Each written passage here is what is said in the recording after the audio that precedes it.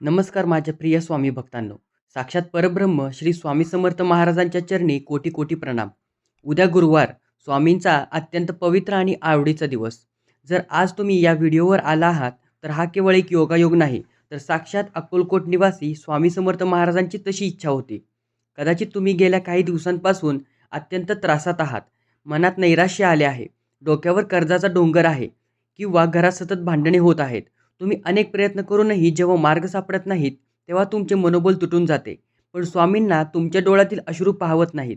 म्हणूनच उद्याच्या या पवित्र गुरुवारी स्वामींनी तुमच्यासाठी एक अत्यंत विशेष आणि चमत्कारी संदेश पाठवला आहे. हा संदेश ऐकल्यानंतर तुमचे खेचलेले मनोबल पुन्हा जिद्दीने उभे राहील आणि तुमच्या आयुष्यातील प्रत्येक संकट दूर होईल.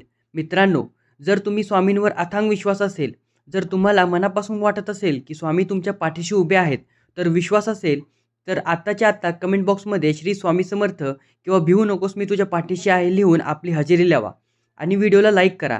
तुमचे एक नामस्मरण तुमचे नशीब बदलू शकते. चॅनलला सबस्क्राईब करायला विसरू नका. माझ्या प्रिय भक्ता, स्वामी तुम्हाला विचारत आहेत, तू इतका का खचून गेला आहेस?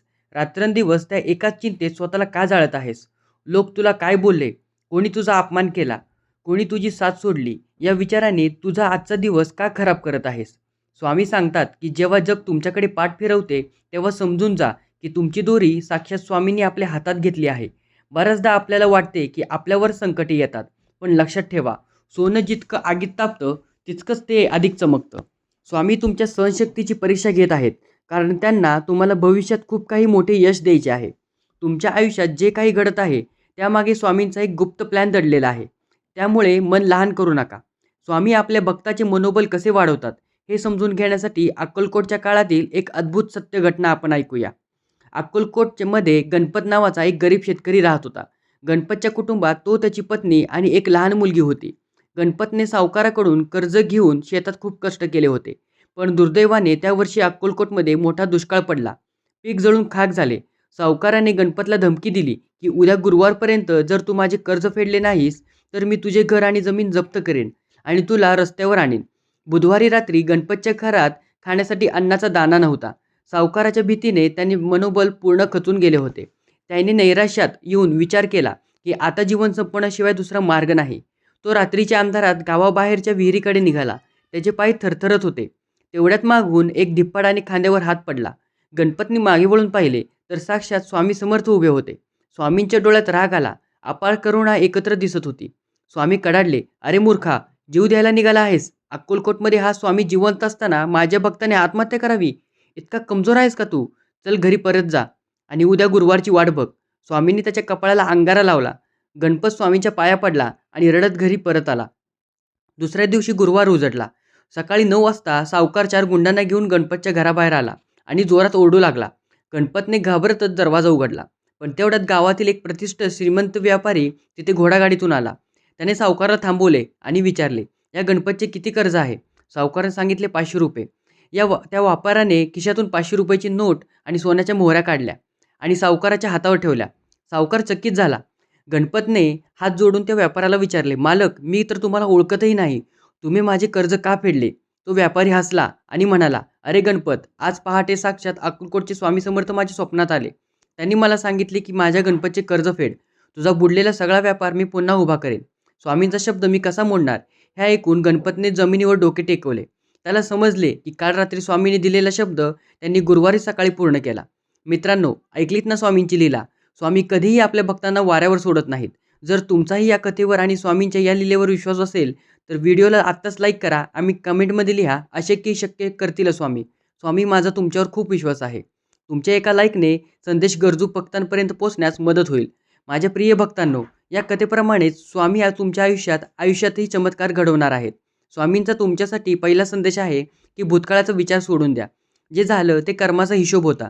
तुला कुणी फसवले, कोणी तुझ्या भावनांशी खेळले, तो त्यांचा कर्म होता. आता त्यांची स्वतः शिक्षा स्वामी ठरवतील. तू स्वतःचे मन कलुषित करू नकोस. स्वामींचा दुसरा संदेश म्हणजे तुझ्या मनात जी भीती आहे ती मला देऊन टाक.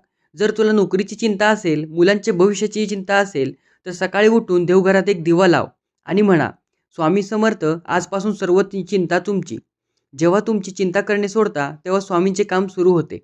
जर तुम्हाला तुमचे मनोबल नेहमी मजबूत ठेवायचे असेल, तर स्वामींची कृपा मिळवायची असेल, तर उद्याच्या गुरुवारी पुढील 3 गोष्टी आवर्जून करा. गुरुवारी सकाळी लवकर उठून स्नान करा. देवघरात स्वामींच्या फोटोसमोर बसून किमान 11 वेळेला ओम श्री स्वामी समर्थाय नमः या मंत्राचा शांतपणे जाप करा.